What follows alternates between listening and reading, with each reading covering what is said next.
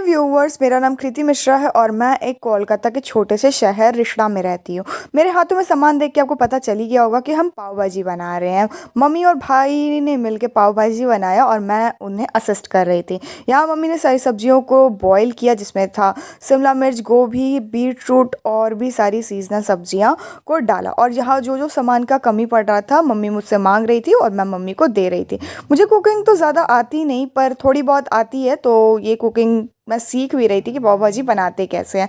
तो एक एक करके मम्मी ने सारी सब्जियों को डाला और सीटी लगाने के लिए थोड़ी देर के लिए छोड़ दिया और फिर हम लोग चले गए थोड़ा वेट करने। फिर जैसे ही सब्जियां सारी बॉयल हो गई तो भाई आया और चेक किया कि सारी सब्जियां कैसी हुई हैं। तो सारी सब्जियां हो गई थी अच्छे से और फिर हमने उसे मैश कर दिया। हमारे पास मैशर तो था नहीं, तो फिर हमने बैठाया जुगाड़ और फिर हमने ग्लास से ही सारी सब्जियों को चुप चुप चुप चुप चुप चुप करके मैश कर दिया।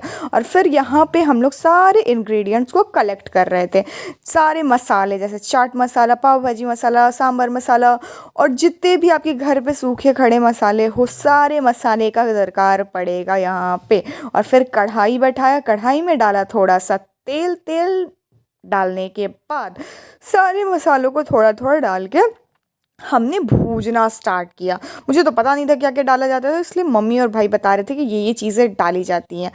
मैं एज और बहुत जगह कहते हैं ना, लड़कियों को खाना बनाना बहुत अच्छे से आना चाहिए, ये वो लड़कियों को सिखाना चाहिए, पर हमारे घर में उल्टा। हमारा भाई को बहुत अच्छा खाना बनाने आता है और मुझे कुकिंग का COE आता है और OING भाई बना लेता है। तो हम लोग मिलके ऐसे कंप्लीट कर लेते हैं। अब ये मत बोलिएगा कुकिंग का स्पेलिंग नहीं आता तुम्हें। जी हाँ, नहीं आता, क्या करें।